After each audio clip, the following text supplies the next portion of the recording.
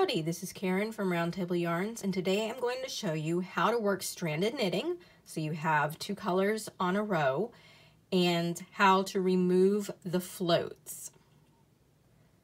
So whenever you work a pattern that has stranded knitting, if you have just 2 or 3 stitches of each color, usually the float carrying the color behind that you're not using is not that bad. But when you start getting to 5 or 6 or more stitches, then you end up with these giant loops of yarn that are on the back of your work.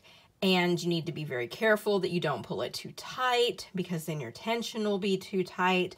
You want to also make sure that it's not too loose, because then the back of your work, it'll be easy to get, if it's a sock or mitts, it'll be easy to get a toe or a finger stuck inside the loop. So you really don't want that to happen.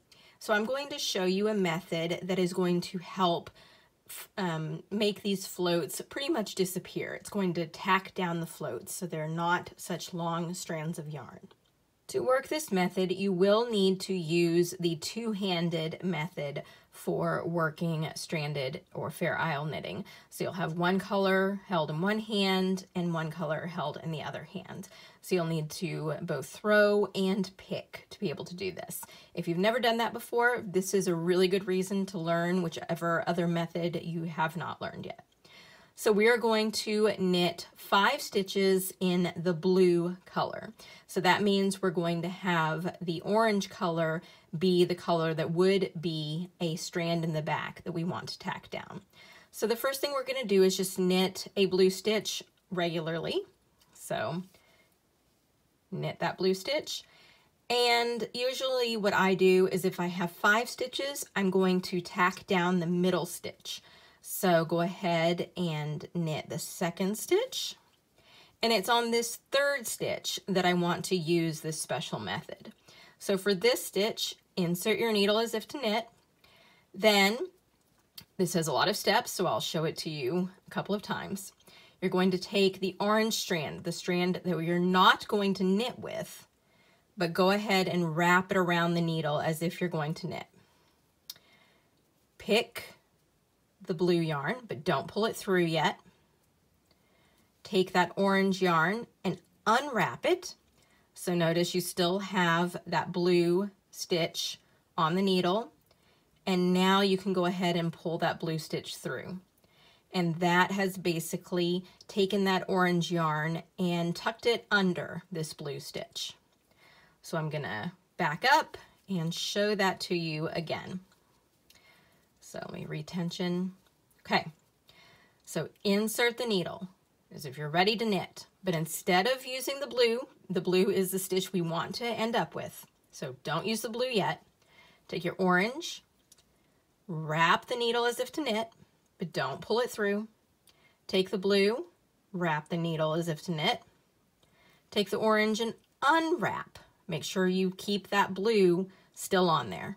Unwrap the orange. Now you can pull that blue stitch through. And I am going to show you this one more time after I show you the other technique. So that, again, has tacked that orange loop down. I'm going to work 2 more blue stitches. Tension's a little tight on my yarn. Okay, so now I have 5 blue stitches, and I want to switch to orange. So I'm just going to start by working an orange stitch. And this time I'm going to do 6 stitches. So here I may want to go ahead and tack it down in 2 places. So I think I'm going to do stitch 2 and 5 are going to be where I use this method. So I've done stitch 1, stitch 2 is next. So here I'm going to insert my yarn as if to knit. But when I insert it, I want to make sure the needle is underneath the blue yarn. Okay? Then you're going to wrap the orange yarn and knit it. You're not doing anything with the blue yarn except just letting it kind of sit in that place.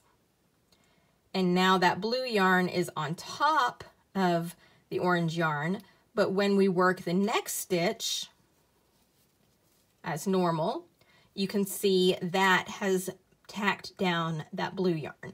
So you want to make sure that you don't do this method for multiple stitches in a row. You do need to alternate stitches or else it won't actually work.